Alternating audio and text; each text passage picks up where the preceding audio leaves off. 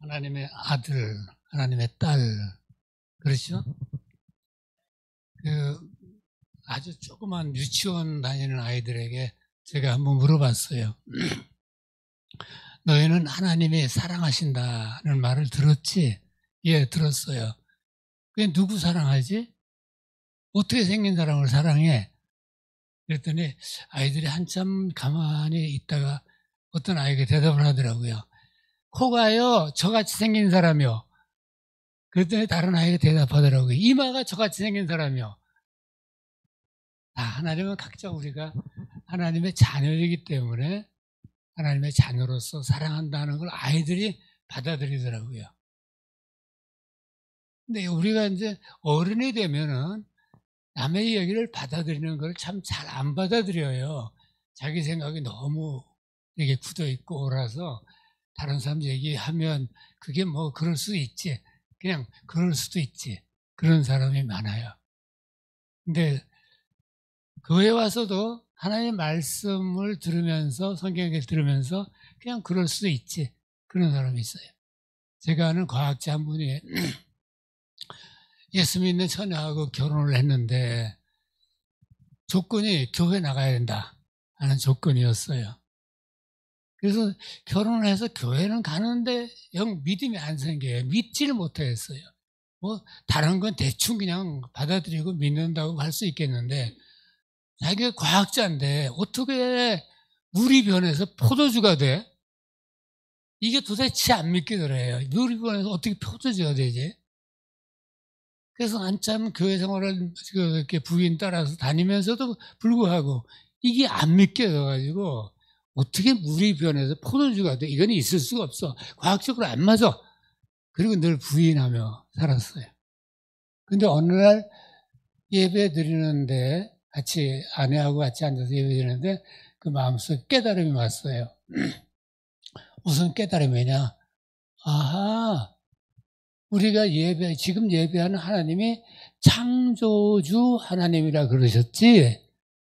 그때서 창조주 하나님에 대한 눈이 뜬 거예요. 내가 예배하는 하나님이 창조주 하나님이라 그랬지?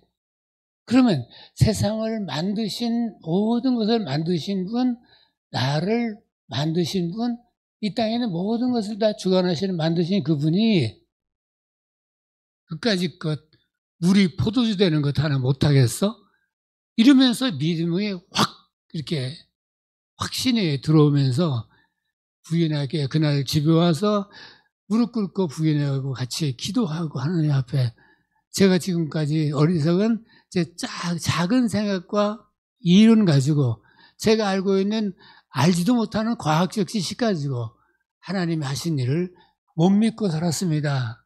그러놓고 그다음부터 아주 뜨겁게 즐거움으로 믿음의 삶을 살기 시작했다. 이런 얘기가 있어요. 제가 지난번에 와서 말씀을 드리면서 우리가 누구냐? 뿌리부터 우리는 하나님의 형상대로 지음받은 사람들이다. 그러니까 우리가 몰랐지만 지금까지는 그냥 육신의 아버지 어머니만 내 아버지 어머니로 알고 살았지만 사실은 그 뿌리, 조상 올라가고 그 뿌리가 하나님 앞에 창조주 하나님이 나의 근원이시다 라고 하는 걸 우리가 지난주에 말씀을 드렸어요. 그래서 한번 우리가 하는 게 좋겠죠? 나는 하나님의 딸이다. 나는 하나님의 아들이다. 시작. 나는 하나님의 딸이다. 예.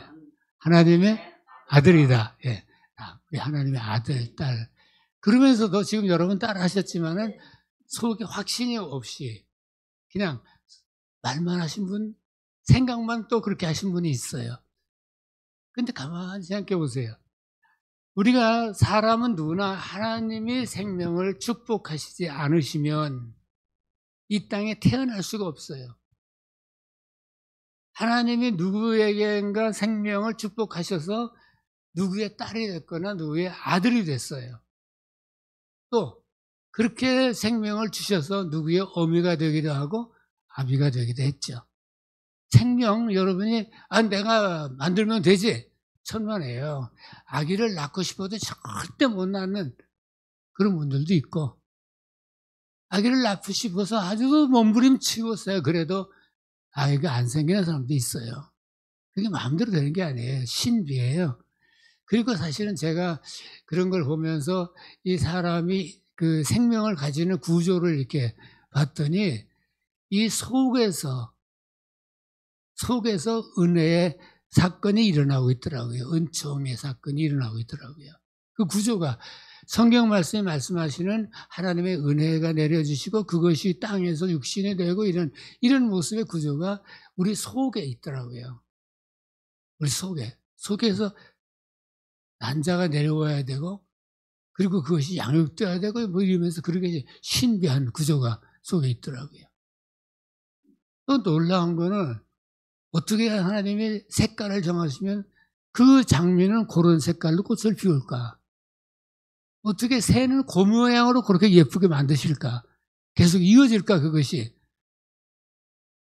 참 놀랍잖아요.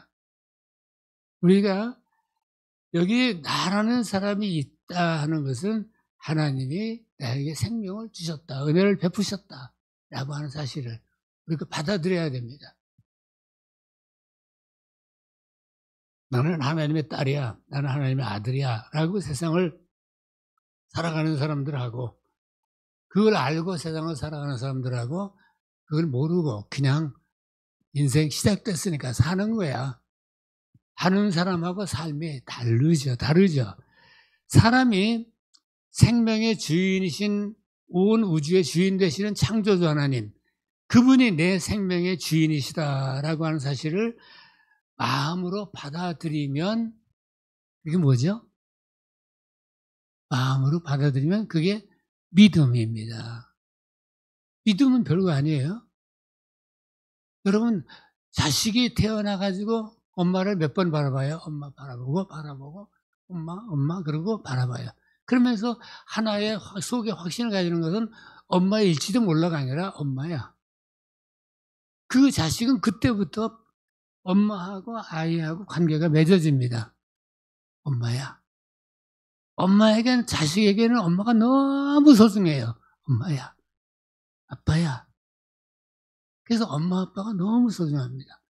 그리고 사실 그 엄마 아빠는 우리가 또 그 자식을 자기 생명처럼 사랑하고 살죠. 제가 가만히 생각해보고 둘러봐요. 세상에서 여러 가지 일들을 하고 살아가는 사람 중에 사랑이 없이 사는 사람 누가 있을까? 있죠. 탐욕을 위해서 살아가는 사람들이 있어요. 그래서 그런 사람들은 탐욕할 수 있는 거라면 자기의 인생을 누릴 수 있는 거라면 무슨 짓이든지 다 해요. 남의 재물을 빼앗기도 하고 속이기도 하고 자기가 즐기게 잠을 가기 위해서는. 그런데 그렇지 않고 건강하게 세상을 해서 무슨 일이든지 하고 사는 사람들, 길거리에서 이렇게 그 오물을 치우면서 평생을 살아가는 사람들 얼마나 귀한 사람들인지 몰라요. 그 고된 일을 평생 하면서 매일 하면서 그것 가지고 자기 자식 사랑하거든요. 자기 가정 지켜가거든요. 이게 사랑이 아니면 뭡니까? 이게 사랑이 아니면 뭐로 표현해야 될 거예요? 책임감? 아니에요. 책임감만 가지고 그거 절대 못합니다. 사랑입니다. 사람들 평생 시장에서 자판을 열어놓고 평생 과일만 파는 그분 못하는 거예요? 자식 때문에 그 일 평생 해요. 사랑하느라고. 가족 사랑하느라고 평생 그 일 해요. 그러면서도 어떤 분 얘기를 들으니까 그렇게 해가지고 많은 자식도 잘 키웠지만 많은 기부를 하고 어려운 사람도 돕고 이런 사람도 있더라고요.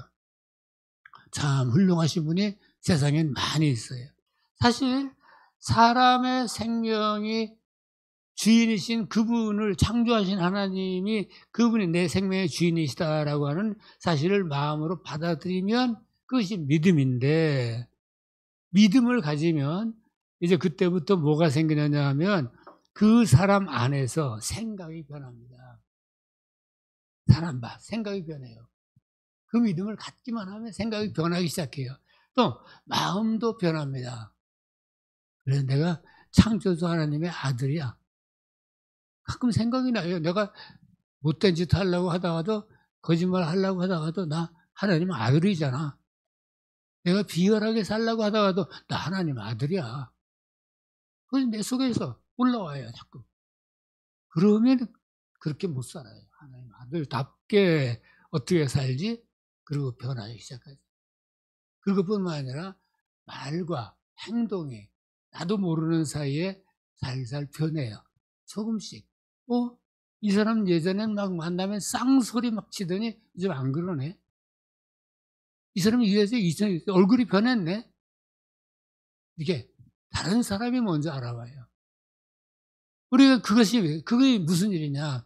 내 속에서 믿음이 있기 때문에 일어나는 일이 아니라 내 속에서 하나님을 믿는다고 하는 것은 하나님을 인정하고 내가 받아들였다는 걸 말하잖아요. 내가 어떤 사람을 사랑해서 받아들였다. 아내로 받아들였다. 남편으로 받아들였다. 그러면 그 사랑하는 사람 때문에 내가 달라지잖아요. 사랑 때문에. 그것처럼 내 속에 내가 하나님을 믿을 때 하나님이 내 안에 오셔서 일하시기 시작합니다. 그래, 너는 내 아들이잖아. 내 딸이잖아.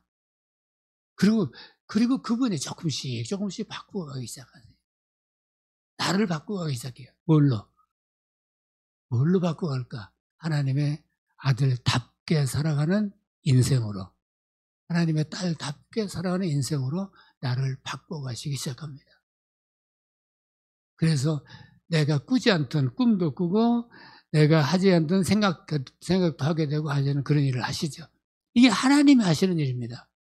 그런데 사람이 마음으로 받아들이지 않으면, 하나님을 내가 받아들이지 않으면, 지식으로 가지고 있으면 수년이 지나도 변화가 없어요. 겉으로는 변한 것 같은데 안 변해요.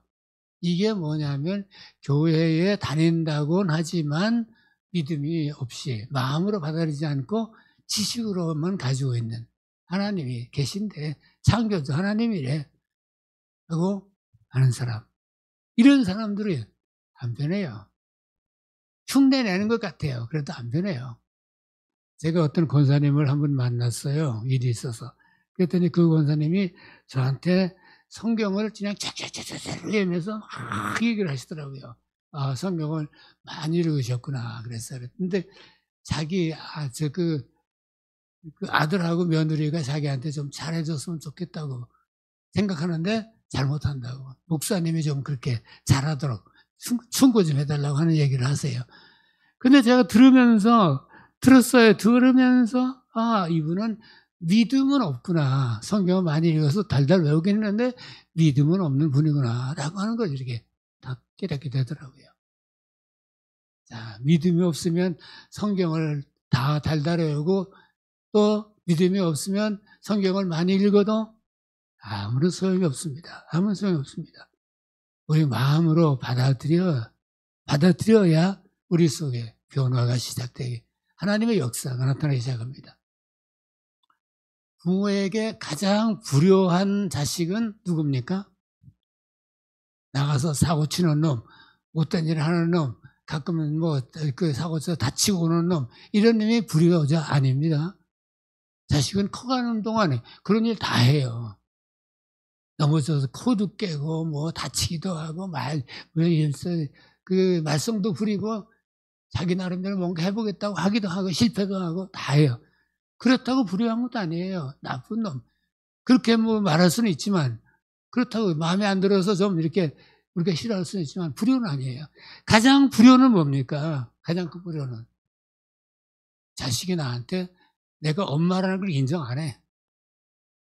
그리고 옆집 아줌마한테 엄마, 그리고 나한테는 아줌마 그렇게 부르고, 나한테는 아버지라고 부르지 않고 아저씨, 그리고 옆집 아저씨한테 아버지 그러고 따라가고, 그러면서도 잠은 우리 집에 자고, 이런 놈. 아주 못된 놈이죠.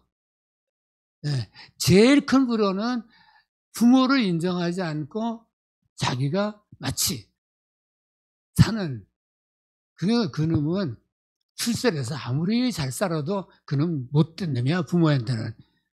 지 애비도 모르는 놈, 지 자식도, 지 어머니도 모르는 놈. 그리고 그 불효야, 그건. 평생 불효야. 마음에 내가 도와줄 수 있을 망정 그놈의 도움을 받고 싶지도 않아. 이런 그 아픔을 주는 건 그겁니다. 그것처럼 우리가 하나님에게 죄되는 게 뭐냐?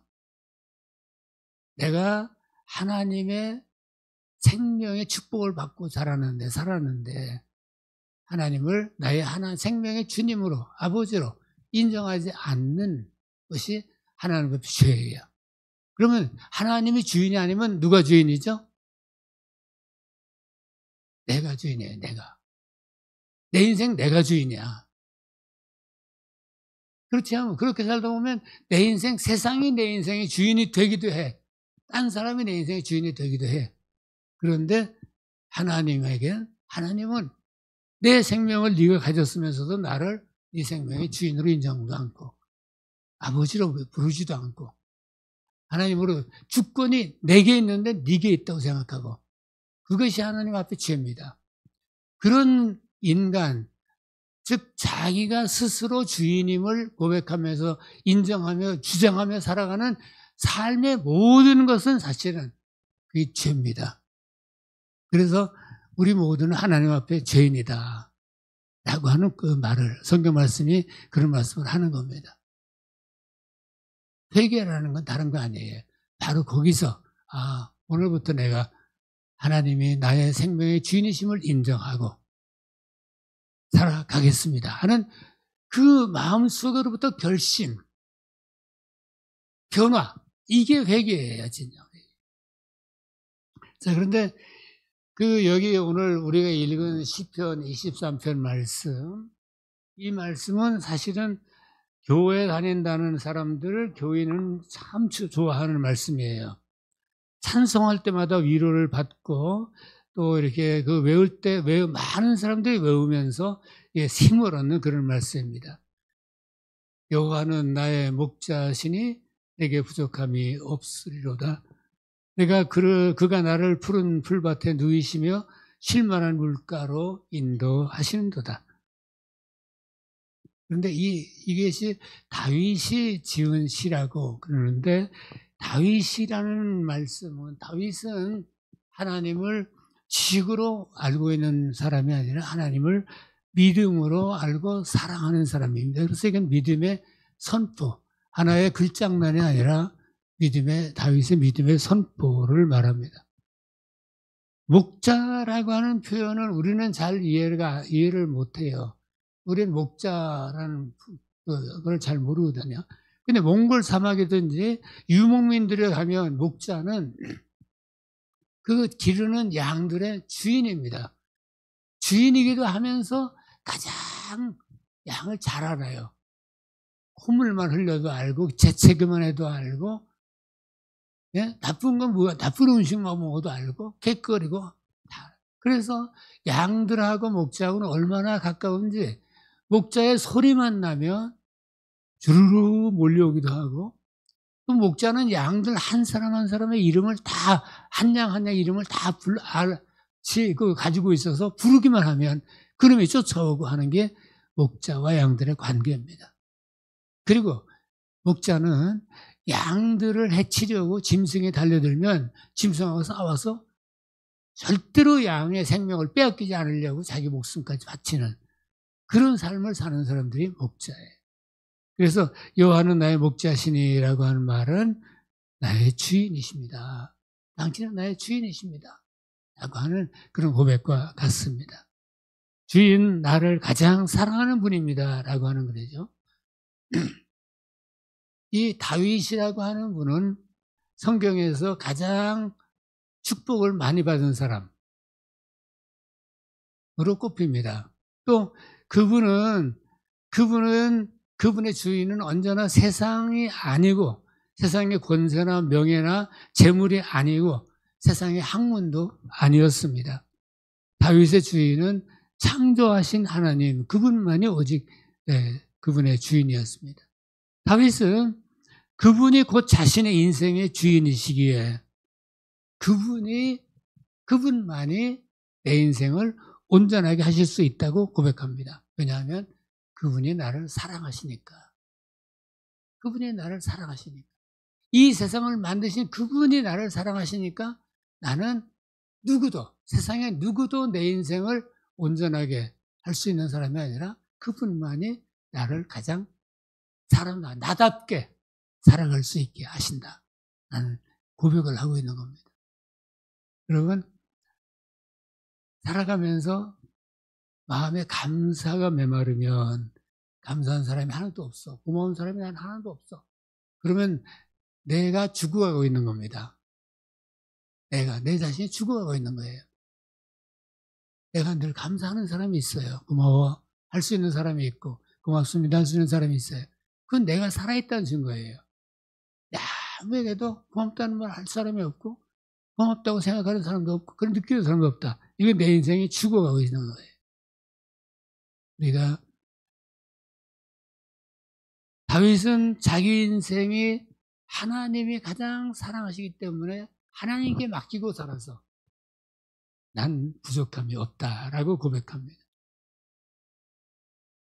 살아가면서 주 안에 누리는 삶, 하나님 안에서 누리는 삶. 그렇다고 해서 다윗은 그러면 우리가 마치 유리병에 넣고 기르는 동물처럼 평탄하게 살아가느냐?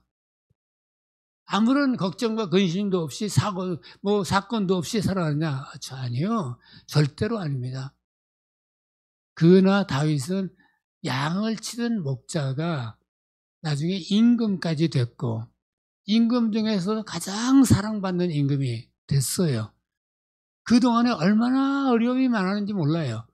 그런데도 다 걱정하지 않고 그때 때를 따라 하나님이 나를 인도하시고 돌보시니 내 인생은 실패하지 않을 거야. 끝까지 갑니다.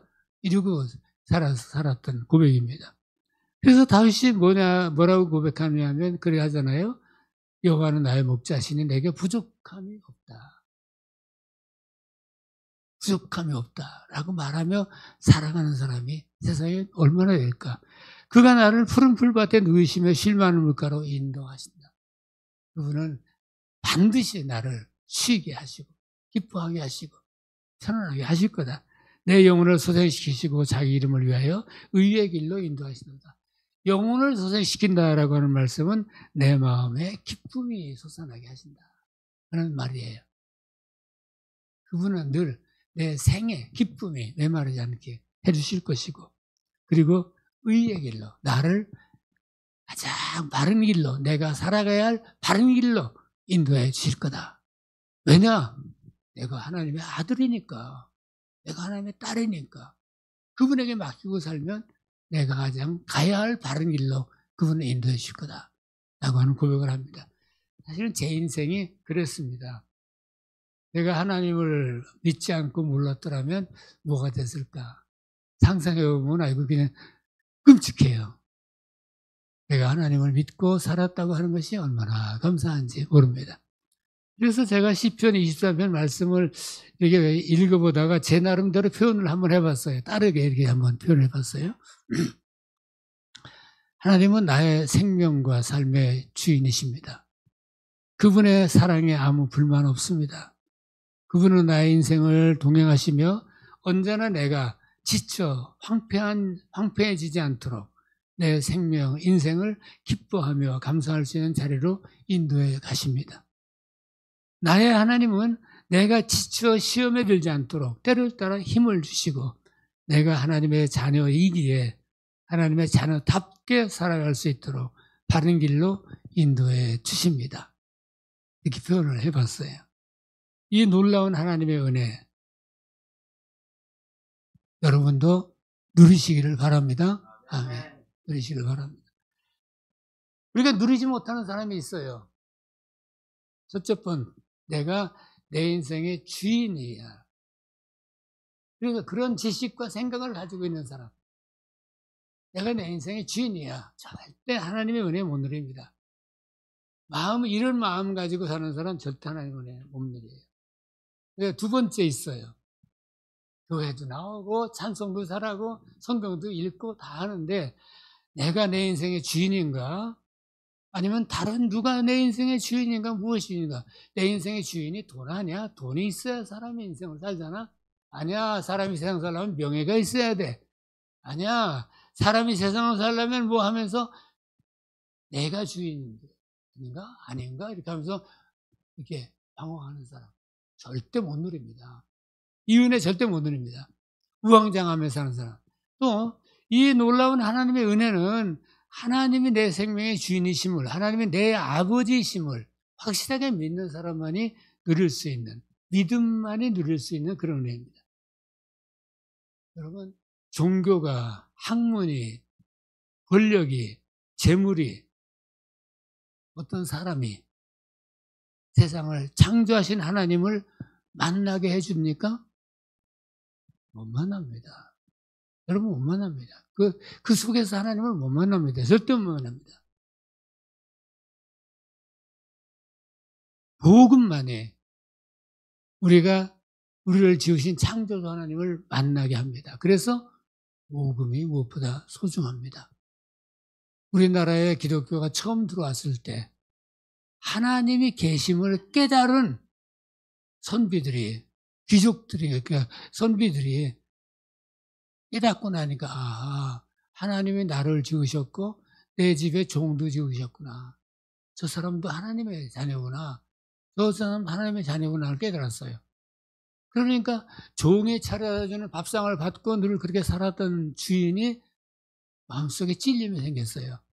나도 하나님의 자녀고 이 사람도 하나님의 자녀인데 여보게 이제 나랑 같이 밥을 먹지.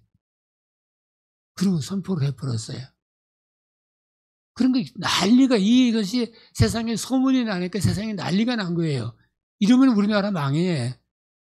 종놈이 어떻게 양반하고 같이 밥을 먹어? 이건 망하는 짓이야. 이렇게 해가지고 그래서 기독교 박해가 시작된 거예요. 제일 박해가 시작된 건 그래서 된 거예요. 그런데 깨달음이 변화시켰어요.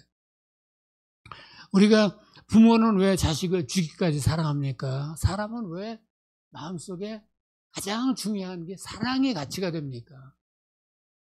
여러분, 가치, 여러분 학교에서 배운 것, 철학적으로 가진 것, 지식, 이것이 중심이 되지는 않습니다. 인생을 살면서 언제나 내 마음이 중심이 되죠. 왜 중심이 됩니까? 그것은 나를 창조하신 하나님이 내게 나누어 주신 선물이기 때문에 그렇습니다. 너는 내 자녀야 하는 선물이기 때문에 그렇습니다. 다윗과 다윗이 살던 그 시대의 그 어려운 세상을 지금 우리도 사실은 살고 있어요. 똑같아요. 인생은 어느 세상에 살든지 아프리카에 사는 사람도, 아메리카에 사는 사람도, 유럽에 사는 사람도, 대한민국에 사는 사람도, 북한에 사는 사람도 인생이라고 하는 건 딱 똑같아요. 자기 생을 사는 거지. 하나님이 주신 생을 사는 거 있다는 게 없어요. 그런데 다윗도 우리와 같은 세상을 살았어요. 다윗이 주인임을 인정한 그분은 여호와 하나님, 세상을 창조하신 하나님. 오늘 우리도 창조주 되신 하나님을 믿고 세상을 살아갑니다. 이 놀라운 일이에요.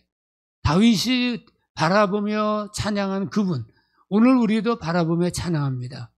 그러기에 오늘 우리가 살아가는 우리도 다윗이 누렸던 그 은혜를 우리 인생에서 누릴 수 있습니다. 그리고 누려야 합니다. 여러분도 다윗이 누리는 그 은혜를 누리시기 바랍니다. 삶에서 누려야 됩니다. 왜 뺏깁니까?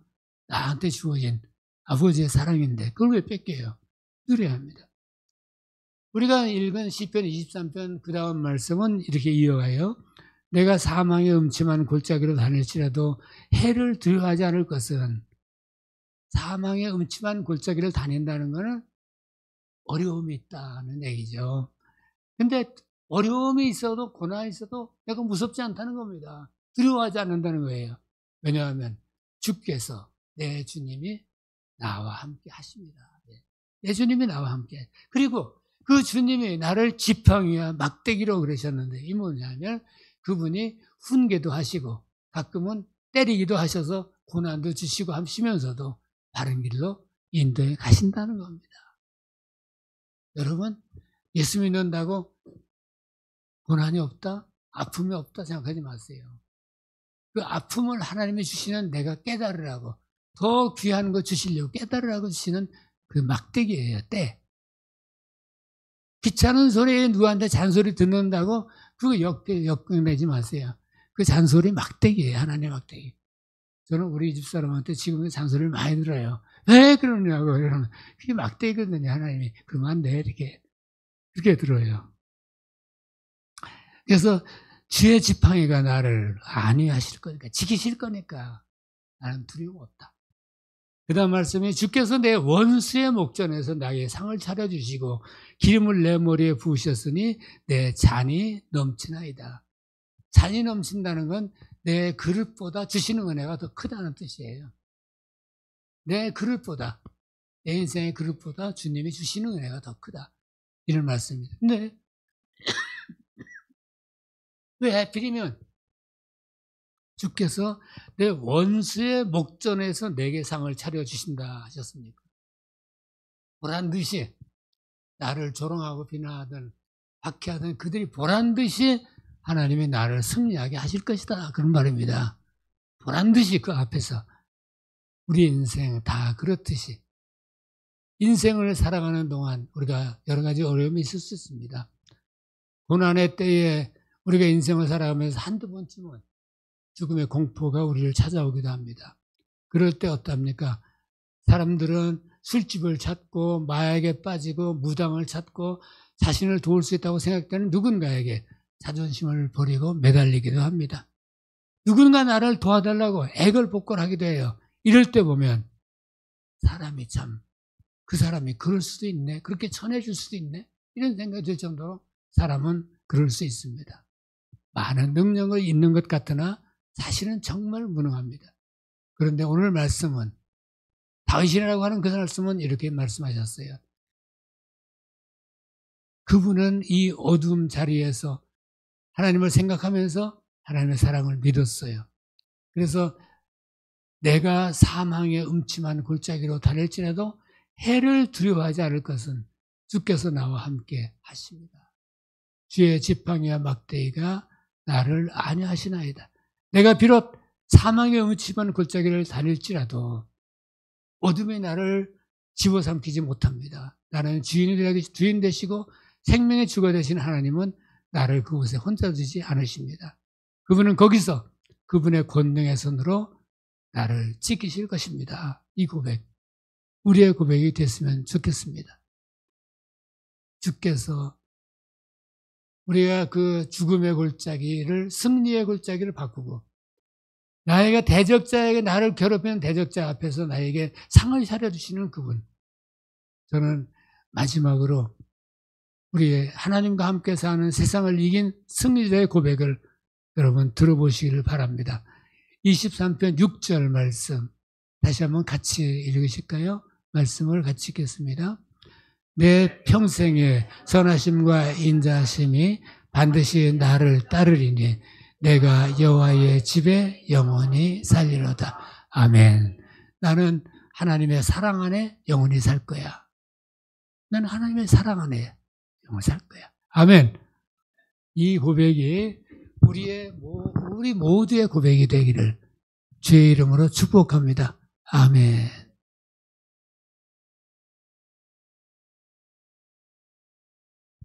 그냥 나와요? 기도할까요? 그냥 기도합시다. 거룩하신 아버지, 오늘 우리가 하나님을 사랑하며 인생을 이기고 살아갔던 다윗의 고백을 우리가 들었습니다.